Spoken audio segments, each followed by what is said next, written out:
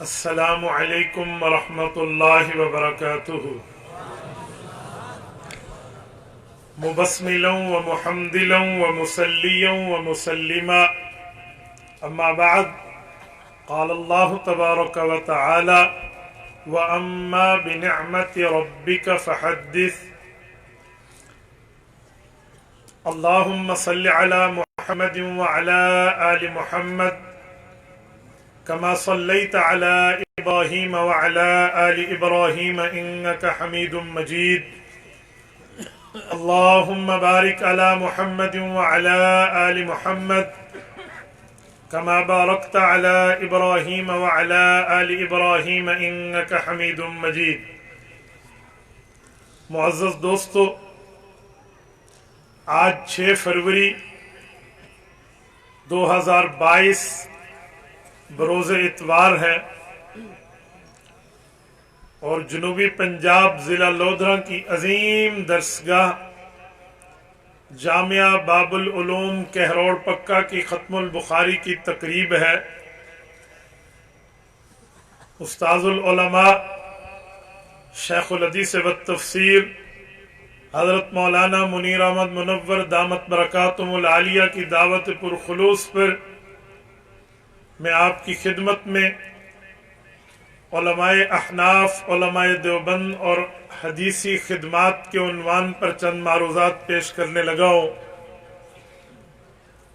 میرے دوستو، ہماری اسٹیج پر شیخ المشائخ حضرت مولانا ناصر الدین خاکوانی دامت برکاتہم العالیہ اور حضرت خواجہ خواجگان خواجہ خان محمد رحمہ اللہ کے فرزند ارجمند حضرت مولانا خواجہ عزیز احمد دامت برکاتہم تشریف فرما ہے۔ میں ٹو دا پوائنٹ چند باتیں کر کے آپ سے اجازت لوں گا۔ میرے دوستو، حدیث پاک کے اوپر حضرت استاذ محترم بات فرما چکے ہیں۔ میں اپنے عنوان کو بیان کرنے کے لیے تمہیدی طور پر یہ بات عرض کرتا ہوں، پیغمبر کریم کی حدیث کی اتنی اہمیت ہوتی ہے کہ اگر کوئی بندہ قرآن کریم تو چھوڑو، اللہ کی کتاب تو چھوڑو، حدیث کا بھی انکار کرے تو وہ بے ایمان بن جاتا ہے۔ جب فرعون کو غرق یابی ملی تھی اور فرعون ڈوبا تھا تو فرعون نے اللہ کی کتاب تورات کی زیارت نہیں کی تھی۔ فرعون تورات دیکھتا، انکار کرتا تو کہا جاتا اللہ کی کتاب کا منکر ہے، اسی وجہ سے ڈوبا ہے۔ حالانکہ یہ بات ثابت ہے کہ فرعون کے مرنے کے بعد تورات اتری، تو جب فرعون غرق ہوا تورات دیکھی نہ تھی، سنی نہ تھی، پڑھی نہ تھی، نازل نہ ہوئی تھی، تو فرعون غرق ہوا۔ اس کی ایک ہی وجہ ہے۔ نکات افغانی میں حضرت شمس الدین افغانی رحمہ اللہ لکھتے ہیں کہ اس نے حدیث موسیٰ کا انکار کیا تھا۔ حدیث کا انکار کرنا اتنی بڑی خباثت کی بات ہے کہ رب اس شخص کو فرعون بنا دیتے ہیں۔ اور میرے دوستو، اللہ کا قرآن اعلان کرتا ہے کہ جو پیغمبر کے حدیث اور اللہ کے قرآن سے منہ پھیرے گا اس کا ایمان قبول نہیں ہے۔ سورت نمبر 3 سورت آل عمران آیت نمبر 32 اٹھائیے، رب کریم فرماتے ہیں: قُلْ اطیعوا اللہ والرسول، اے پیغمبر اعلان فرما دیں میری بات بھی مانے، تیری بات بھی مانے۔ فَإِن تَوَلَّوْا، اگر تیری اور میری بات سے یہ لوگ پھرے، فَإِنَّ اللَّهَ لَا يُحِبُّ الْكَافِرِينَ، اللہ ایسے کافروں سے کبھی پیار نہیں رکھتا۔ اس سے پتہ چلا اللہ کی بات کا منکر، پیغمبر کی حدیث کا منکر مسلمان نہیں رہتا۔ سورت نمبر 33 سورت احزاب آیت نمبر 36-22 پارے کا پہلا صفحہ، رب کائنات ارشاد فرماتے ہیں: وَمَا كَانَ لِمُؤْمِنٍ وَلَا مُؤْمِنَةٍ إِذَا قَضَى اللَّهُ وَرَسُولُهُ أَمْرًا أَن يَكُونَ لَهُمُ الْخِيَرَةُ مِنْ أَمْرِهِمْ وَمَن يَعْصِ اللَّهَ وَرَسُولَهُ فَقَدْ ضَلَّ ضَلَالًا مُبِينًا۔ پیغمبر فیصلہ کر دیں، بندہ مؤمن رہنا چاہتا ہے تو اسے مانے گا، عورت مؤمنہ رہنا چاہتی ہے تو اسے مانے گی۔ اگر پیغمبر کے فیصلے کا اور اللہ کے فیصلے کا انکار کر دیں یہ گمراہی کے گڑھے میں گر تو جائیں گے، مسلمان نہیں۔ آپ اندازہ لگائیں پیغمبر کی حدیث کی اتنی ویلیو، اتنا مقام ہے۔ اب آئیے میرے اکابرین، میرے اسلاف، میرے بزرگوں کی باتوں پر کہ انہوں نے حدیث پاک کی کتنی خدمت کی ہے۔ وقت کا دامن تنگ ہے، میں چاہتا تھا میں امام اعظم سے شروع کروں، ان کے تلامذہ پہ بات لاؤں، ان کے شاگردوں کو آپ کے سامنے رکھوں۔ میں امام اعظم اور شیخین کو اور طرفین کو چھوڑ کر امام یحییٰ ابن معین پر اختصار کے ساتھ آتا ہو۔ اس امت محمدیہ میں امام اعظم رحمہ اللہ کے بعد ایک وہ شخص بھی گزرا ہے جس کا مقام و مرتبہ پیغمبر کی حدیث لکھنے میں اتنا ہے، جس کے لیے امام بخاری رحمہ اللہ کے استاد امام علی بن مدینی فرماتے ہیں، یہ امام ابو بکر بغدادی نے تاریخ بغداد میں لکھا ہے، علی بن مدینی نے فرمایا حضرت آدم علیہ السلام سے لے کر آج کے دور تک ایسا کوئی بندہ نہیں آیا جس نے اپنے ہاتھ سے پیغمبر کی حدیث کی اتنی خدمت کی ہو جتنی یحییٰ ابن معین نے کی ہے۔ یحییٰ ابن معین وہ شخص ہے، کہتے کتبت بیدی الف حدیث، میں نے 10 لاکھ احادیث اپنے ہاتھ سے تحریر کی ہے۔ میرے دوستو امام یحییٰ ابن معین وہ ہے جب وہ پیغمبر کی حدیثیں لکھتے وہ قلم کو چھیلتے اس کا برادہ اکٹھا ہوتا۔ امام اہل سنت والجماعت استاد ذی المکرم مولانا محمد سرفراز خان صفدر رحمہ اللہ طائف منصورہ میں لکھتے ہیں کہ یحییٰ ابن معین نے وصیت کی تھی اس کلموں کے برادے کو اکٹھا کیا جائے، جب میری وفات ہو مجھے غسل دینے کے لیے جس پانی کو جوش دے کر گرم کیا جائے یہ برادہ استعمال کیا جائے۔ یحییٰ ابن معین وہ ہے جس نے اس طرح یہ خدمت کی ہے۔ ہاں جب ان کے انتقال کا وقت آیا یہ مدینہ طیبہ میں تھے، جنت البقیع میں آج بھی ان کی قبر ہے۔ مجھے جب رب توفیق دے جنت البقیع کی سعادت و زیارت کی تب میں جہاں اور صحابہ کرام، پیغمبر کی اہل بیت، پیغمبر کی ازواج، پیغمبر کی بنات، پیغمبر کے صحابہ کی نیت کرتا ہوں وہاں اس شخص کے لیے میں دعائے خیر کی نیت کرتا ہوں۔ امام یحییٰ ابن معین کا جنازہ مدینہ طیبہ میں اٹھا ہے اور اس چارپائی پہ اٹھا ہے جس چارپائی پہ جنازہ اللہ کے رسول کا اٹھا۔ امام یحییٰ ابن معین کے بعد آئیے امت محمدیہ میں ابھی ختم ہوا ہے، ختم بخاری کے ساتھ ختم طحاوی ہوا ہے۔ اے کاش باقی مدارس کے لوگ بھی اسے قابل تقلید بنائے۔ امام طحاوی کون ہے؟ امام ابو جعفر طحاوی رحمہ اللہ المتوفى 361 ہجری، احناف کے فقہاء کا، احناف کے محدثین کا وہ چمکتا ستارہ ہے جس کے لیے میں ایک بات کہوں، آپ اس کی کتاب جو اس نے جمع کی ہے پیغمبر کی حدیث پر شرح معانی الاثار اٹھائیے، اس نے وہ کام کیا ہے جو رتبے میں اگرچہ سیاستہ کے بات ہے لیکن اس امتیازی شان میں سیاستہ سے اوپر ہے، اس امتیازی وصف میں بخاری سے اوپر، مسلم سے اوپر، ترمذی سے اوپر، نسائی سے اوپر، ابن ماجہ سے اوپر، ابو داؤد سے اوپر ہے۔ وہ جزی فضیلت یہ ہے امام ابو جعفر طحاوی پیغمبر کی حدیث لاتے ہیں، صحابہ کا عمل لاتے ہیں، پیغمبر کے اہل بیت کے فتاوی لاتے ہیں، پھر اس کے جواب میں ایک اور حدیثوں کے مواد کو ذکر کرتے ہیں، خالفہم آخرون قال آخرون کہہ کر پھر دلائل دونوں طرف سے لاتے ہیں۔ مثلا حدیثوں میں کرنے کی بات ہے اور اس طرح حدیثوں میں نہ کرنے کی بات ہے تو اس بات کی بات ملاتے ہیں، نفی کی بات ملاتے ہیں، حکم کی بات ملاتے ہیں، منع کی بات ملاتے ہیں۔ آپ کہیں گے بڑا کام کیا ہے؟ یہ تو بخاری میں بھی ہے، یہ تو مسلم میں بھی ہے، یہ ترمذی میں ہے، ابن ماجہ و نسائی و ابو داؤد میں ہے، تو امام طحاوی لائے تو یہ بڑا مقام کیسا؟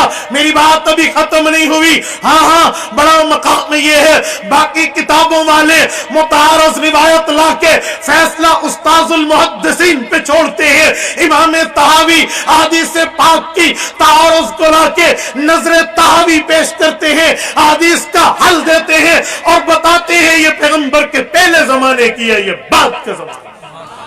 یہ نظر طحاوی وہ مقام ہے، وہ مرتبہ ہے، وہ صفت ہے، وہ وصف امتیازی ہے جو سیاستہ میں نہیں ہے۔ اتنی بڑی حدیث کی خدمت امام ابو جعفر طحاوی کر رہے ہیں،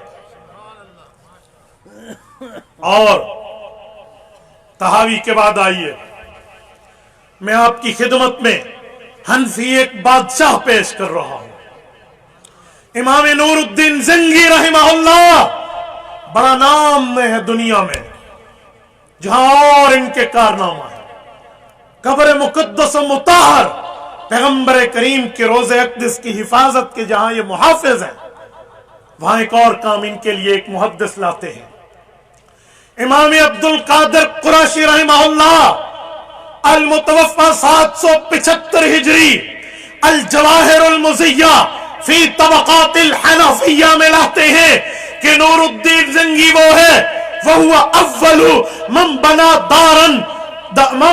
دار الحدیث علی وجہ الارض، کہ اس دھرتی پہ جس شخص نے سب سے پہلے دار الحدیث قائم کیا ہے وہ نور الدین زنگی الحنفی ہے۔ اور احادیث کی بات کرنے والوں، احادیث کی خدمت کو بتانے، سمجھانے، سنانے، بتلانے والوں، اس دھرتی پہ پہلا دار الحدیث احناف نے قائم کیا۔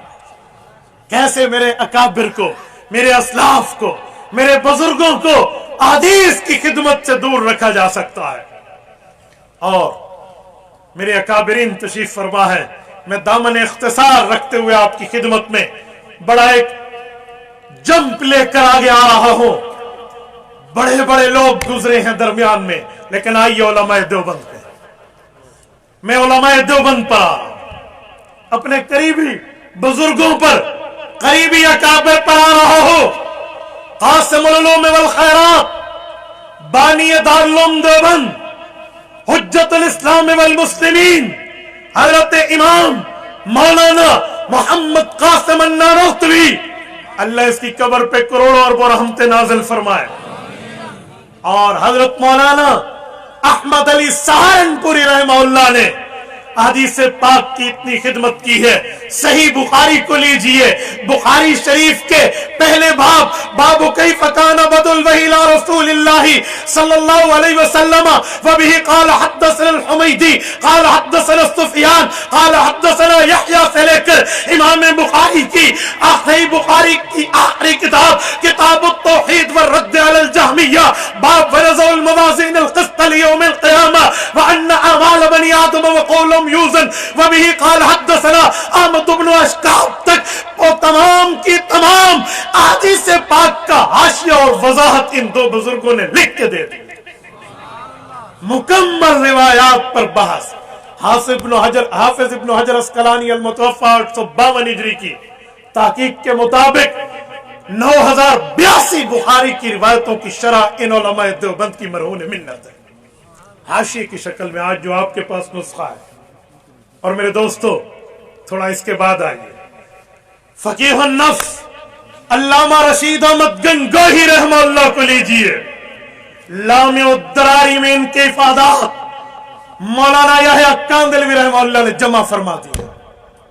آپ آگے آئیے، شیخ العرب والعجم مولانا سید حسین احمد مدنی رحمہ اللہ کو کھولیے، درس بخاری کے نام سے حضرت نے پوری زندگی میں جو صحیح بخاری کی خدمت کی ہے وہ جمع کر کے آج آپ کے پاس موجود ہے۔ تھوڑا حضرت مدنی سے آگے چلیے، حضرت خاتم المحدثین، سادات کے چشم و چراغ، کشمیر کی دھرتی سے تعلق رکھنے والے کشمیری سپوت حضرت علامہ انور شاہ کاشمیری رحمہ اللہ فیض الباری لکھ کے बुखारी की खिदमत करके हदीस पाक की शरह लिखते हैं। ये अरबी जुबान में इनके इफादात जमा है, उर्दू में देख रही हो मौलाना अहमद रजा बिजनौरी इनके शागिर्द और दामाद ने अनवारुल बारी के नाम से हदीस की खिदमत तुम्हारे हाथों में दी है। इससे भी आगे आइए, बानिए पाकिस्तान अल्लामा शब्बीर अहमद उस्मानी रहमहुल्लाह, जब पाकिस्तान बना तो कायदे आजम मोहम्मद अली जिन्ना ने कराची में इनसे तिलावत करा के कायदे आजम ने ऐलान करा पाकिस्तान बन गया। अल्लामा उस्मानी फजलुल बारी के नाम से सही बुखारी में पैगंबर की हदीस की खिदमत की तशरीह आपके सामने पेश करते हैं। अगर मैं अपने अकाबरीन पर इससे भी आगे चलता हूं तो आइए फकीह मिल्लत मौलाना मुफ्ती महमूद रहमहुल्लाह के उस्ताद हज़रत मुफ्ती साहब ने गालिबन इनसे जलालैन की तफसीर पढ़ी है। मदरसा शाही मुरादाबाद के चश्मो चराग मौलाना इमरोही फखरुद्दीन इमरोही रहमहुल्लाह ईज़ाहुल बुखारी के नाम से पैगंबर की हदीस की खिदमत करते हैं। और अगर इससे भी आगे चलिए, इमाम अहलुस सुन्नत वल जमात मेरे शेख व मुर्शिद और मेरे उस्ताद हज़रत मौलाना मोहम्मद सरफराज खान सफदर रहमहुल्लाह एहसानुल बारी के नाम से पैगंबर करीम की वो हदीसें जो सही बुखारी में उसकी तशरीह आपकी खिदमत में पेश करते हैं। और इससे भी आगे आइए तो हमारे मौजूदा अकाबरीन में मौलाना रशीद अहमद लुधियानवी रहमहुल्लाह इरशादुल कारी के नाम से, ये वो शख्सियत जिनसे शेखुल इस्लाम मौलाना मुफ्ती मोहम्मद तकी उस्मानी ने सही बुखारी का दर्स पढ़ा है। मौलाना रशीद अहमद लुधियानवी ने इरशादुल कारी के नाम से सही बुखारी की खिदमत उम्मत के हवाले की है। और अगर इससे भी आगे आई है, हज़रत मौलाना सलीमुल्लाह खान रहमहुल्लाह ने कश्फुल बारी के नाम से सही बुखारी की खिदमत में 18 जिल्दें लिख दी है। इससे भी आगे चलिए तो इनामुल बारी के नाम से 2 किताबें मिलती हैं। एक मौलाना आशिक इलाही अल मदनी बुलंदशहरी रहमहुल्लाह ने सही बुखारी के तमाम अशआर को जमा करके अशआर बुखारी की तशरीह लिखी है। यह मौलाना तकी उस्मानी दामत बरकातुहुम ने इनामुल बारी के नाम से हदीस पाक की शरह लिखी। और इससे भी आगे आइए, शेखुल हदीस जामिया अशरफिया लाहौर मौलाना सूफी मोहम्मद सरवर रहमहुल्लाह अल खैरुल जारी के नाम से हदीस पाक की शरह लिखते हैं। और हुज्जतुल्लाह फिल अर्ज़ रईसुल मुनाज़िरीन मौलाना मोहम्मद अमीन सफदर उकाडवी रहमहुल्लाह हाशिया बुखारी का उर्दू तर्जुमे में आपकी खिदमत में तोहफा पेश करते हैं। और मैं जिनके यहां बैठा हूं हजरत मौलाना अब्दुल मजीद लुधियानवी रहमहुल्लाह रहमतुम वासिआ, उनकी दलीलुल कारी भी आपकी खिदमत में सही बुखारी की खिदमत है। मेरे दोस्तों, एक तफसील है, मुझे हजरत शेखुल हदीस दामत बरकातुहुम मौलाना मुनीर अहमद मुनव्वर साहब ने उन्वान भी ऐसा दिया, फिर इख्तिसार भी फरमाया। मैं थोड़ा आगे चलता हूं, तवज्जो रखना, आप मेरा साथ देना, मेरी आंखों में आंखें डालना, इंशाअल्लाह मैं आपका वक्त जाया नहीं होने दूंगा। मेरे दोस्तों, सही बुखारी के बाद सही मुस्लिम पे आते हैं। सही है इनमें दूसरे नंबर की किताब सही मुस्लिम, इमाम मुस्लिम इब्नुल हज्जाज अल कुशैरी रहमहुल्लाह अल मुतवफ़्फ़ा 261 हिजरी इसको तारीर फरमा रहे हैं। आओ, ये इमाम मुस्लिम आजमी है, ये पेश कर रहा है। और इस सही मुस्लिम की खिदमत बाकी मेरे काबिर तो छोड़ो, मैं काबिरीन उलमाए देवबंद पे आता हूं और आपकी खिदमत पे पेश कर रहा हूं फकीहुन नफ्स अबू हनीफा सानी और मौलाना नानोतवी रहमहुल्लाह के क्लास फेलो और दोस्त दारुल देवबंद की रीढ़ की हड्डी मौलाना रशीद अहमद गंगोही अल हल्लुल मुफहम के नाम से सही मुस्लिम की खिदमत करते नजर आते हैं। और बानिए पाकिस्तान अल्लामा शब्बीर अहमद उस्मानी रहमहुल्लाह फतहुल मुल्हम के नाम से सही मुस्लिम की खिदमत करते हैं।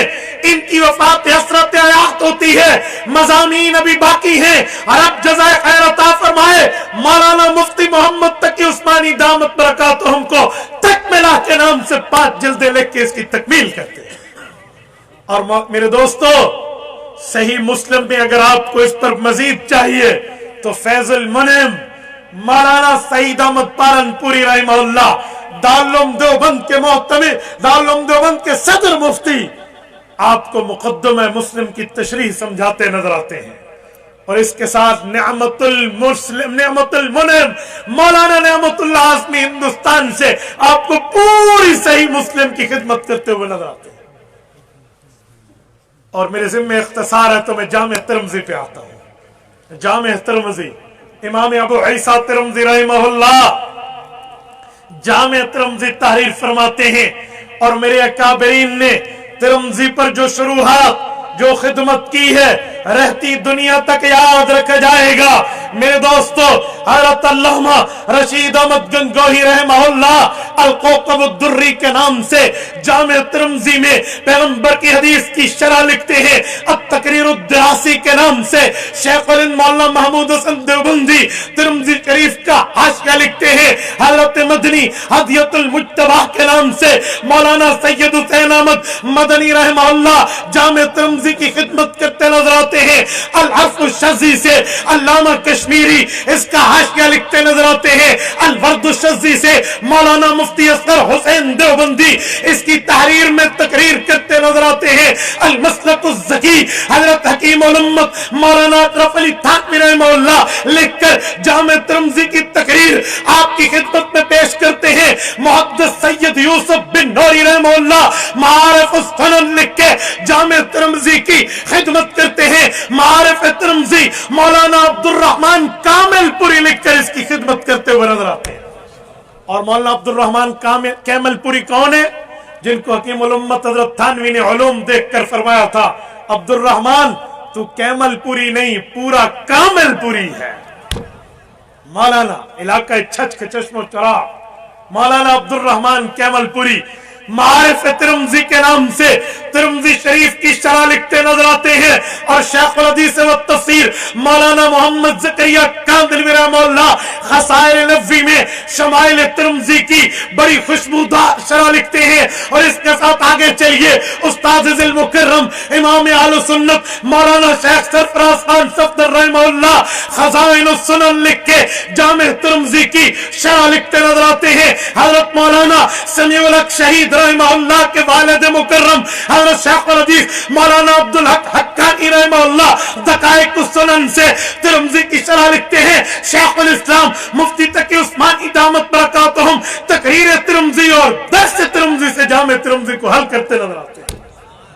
और मेरे दोस्तों, अगर तिरमिज़ी शरीफ के बाद आगे चलिए, आप आइए सुनन नबी दाऊद पे।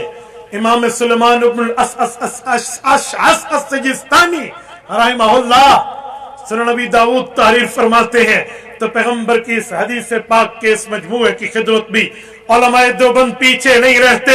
अब्दुर्रुल मंसूद उठाइए, हज़रत गंगोही के इफादात नजर आते हैं। इससे आगे चलिए, बज़्लुल मजहूद खोलिए, मुहद्दिस जलील अल्लामा खलील अहमद सहारनपुरी का कलम इसको तहरीर करते हुए इसकी शरह लिखते हुए नजर आता है। इससे भी आगे आइए तो शेखुल हिंद मौलाना महमूद हसन देवबंदी रहमहुल्लाह हाशिया अबी दाऊद लिखकर पूरी तरतीब से हदीस पाक को हल करते हैं। अब तालीकुल महमूद उठाइए तो अल्लामा फखरुल हसन गंगोही इसकी तफसील देते हुए नजर आते हैं। और मेरे दोस्तों, सुनन नबी दाऊद के बाद सुनन नसाई पे आइए। इमाम अबू शुऐब अन-नसाई रहमहुल्लाह दिमश्की अश-शामिई इन्होंने जो तहरीर फरमाई है सुनन नसाई, ये एक नसाई कुबरा है। फरमाते 70 जिल्दों में है, 2 जिल्दों में नसाई मुजतबा है जो इन्होंने आपको और मुझे लिख के दी है। नसाई की खिदमत में अकाबरीन उलमाए देवबंद पीछे नजर नहीं आते, बल्कि अल-फैज़ उस-समाई के नाम से हज़रत रशीद अहमद गंगोही रहमहुल्लाह इसकी इफादात की शक्ल में शरह बताते हुए नजर आते हैं।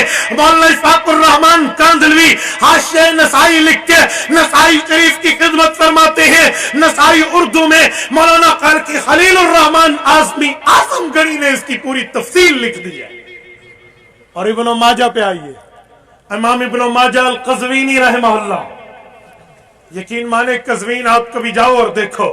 मैं हाल ही तुर्की से सफर पे जा रहा था तो जब कज़वीन का ऐलान हुआ कि हम इसके ऊपर से हमारी फ्लाइट गुजर रही है, میں نے وہاں کی کھڑکی سے دیکھا مئی کے برف پوش پہاڑ آپ کو بھول جائے اتنے ٹھنڈے علاقے کا رہنے والا امام ابن ماجہ قزوین، امام ابن ماجہ رحمہ اللہ کی سنن ابن ماجہ موجود ہے، احادیث پاک کے مجموعے کو جمع فرمایا ہے اور ایک تاریخی مجموعہ ہے۔ میرے اکابرین اس سے پیچھے نظر نہیں آتے بلکہ انجاء الحاجہ کو لیے مولانا عبد الغنی مجددی کی شرح کو مولانا محمد دیوبندی تفصیل دیتے ہوئے نظر آتے ہیں۔ ما تمست الیہ الحاجہ محدث عبد الرشید نعمانی لکھتے ہوئے نظر آتے ہیں۔ امام ابن ماجہ اور علم الحدیث مولانا عبد الرشید نعمانی کی قلم کے ایک شاہکار موجود ہے۔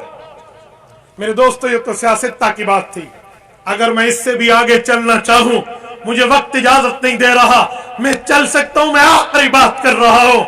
علماء احناف جتنی روایات پر عمل کرتے ہیں، نماز کا مسئلہ یوں ٹوٹی یوں ہوئی، وضو کا مسئلہ یوں ٹوٹا یوں ہوا، زکات یوں فرض ہوئی یوں نہ ہوئی، روزے کا مسئلہ، قربانی کا مسئلہ، نکاح کا مسئلہ، طلاق کا مسئلہ، صبح کے مسائل، شام کے مسائل، دن کے مسائل، رات کے مسائل، شادی کے مسائل، عدت کے مسائل، میراث کے مسائل، جائیداد کے مسائل، کاروبار کے مسائل، جہاد کے مسائل، اذان کے مسائل، تمام کے تمام دین کے مسائل کو جو لکھا ہے یہ مولانا امین صفدر اکاڑوی رحمہ اللہ کی تحقیق کے مطابق 12,90,000 مسائل پر مشتمل اسلامی لا، اسلامی قوانین کے مجموعے کا نام فقہ حنفی ہے۔